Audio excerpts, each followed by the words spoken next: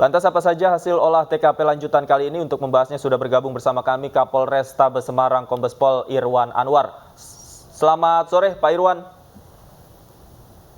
Baik Pak Irwan, bisa dijelaskan fakta-fakta apa saja Pak yang didapatkan dari hasil olah TKP lanjutan Pak?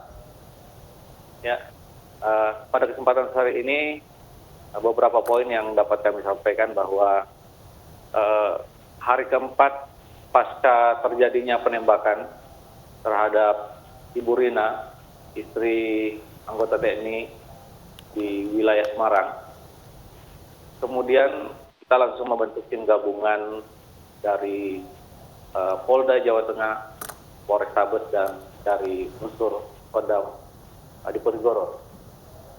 Kemudian langkah-langkah yang sudah kami lakukan adalah tentu melakukan olah TKP, kemudian melakukan penanganan medis terhadap korban, dan mengerucutkan, maksud kami melakukan menganalisa beberapa kemungkinan yang terjadi, penyebab terjadinya kejadian ini dalam beberapa premis 1, 2, dan 3, dan sampai dengan hari ke-4 ini kita mengerucutkan kepada satu premis karena hasil penyelidikan yang dilakukan oleh tim, kita sudah bisa sedikit demi sedikit menyimpulkan tentang motif, menyimpulkan tentang modus, kemudian menyimpulkan tentang identifikasi beberapa pelaku yang terlibat langsung di TKP maupun intellectual dader atau orang yang menyuruh atas terjadinya peristiwa ini. Ya, Pak Irwan, jadi para pelaku ini beraksi atas di komando seseorang begitu ya. Apakah pelaku ini memiliki hubungan atau dikenali oleh korban? Secara rinci nanti setelah para pelaku ini memang dalam pengejaran polisi, nanti akan secara terang benderang kita sampaikan setelah dilakukan penangkapan terhadap para pelaku ini. Tim terus berusaha, makanya pada kesempatan ini kami juga mengimbau kepada pelaku untuk segera menyerahkan diri. Apakah itu statusnya sebagai pelaku lapangan, apalagi sebagai pemberi order atau intellectual dader atau yang menyuruh melakukan. Harapan kami segera atau secepatnya menyerahkan diri, karena identitas mereka sudah kita ketahui. Artinya ada lebih dari 2 orang ya Pak yang sebenarnya terlibat secara keseluruhan dalam kasus ini Pak ya? Ya, pelaku lapangan setidaknya ada 4 orang, dan yang menyuruh melakukan setidaknya ada 1 orang yang sudah teridentifikasi.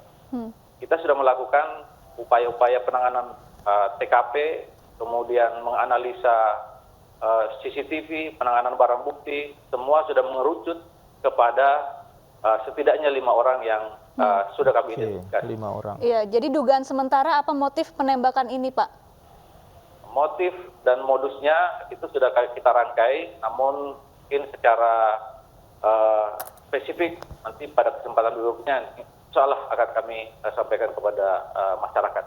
Baik, Pak, tentang kondisi terkini dari korban Pak hingga saat ini seperti apa Pak informasi yang didapatkan Pak? Ibu Rina sendiri saat ini masih dalam penanganan medis di Rumah Sakit Banyumanik pasca operasi pengangkatan proyektil yang bersarang di tubuh korban. Namun terus dalam pengawasan tim gabungan TNI dan Polri.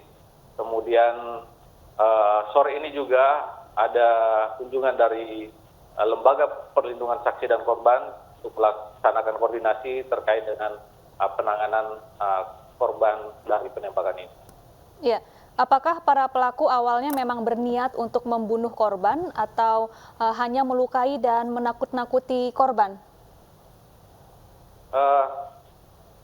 Secara detail mungkin pada kesempatan lain akan kami sampaikan, tetapi seperti yang kami sampaikan tadi, bahwa modus, kemudian motif, kemudian identifikasi pelaku, sarana kejahatan, itu sudah kita ketahui semua, dan beberapa bagian juga sudah kita lakukan penyitaan terhadap sarana kejahatan misalnya.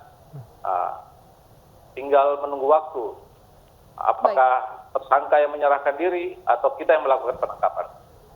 Baik, kami tunggu hasil penyelidikan selanjutnya. Terima kasih Kombes Pol Irwan Anwar telah bergabung bersama kami di iNews Sore.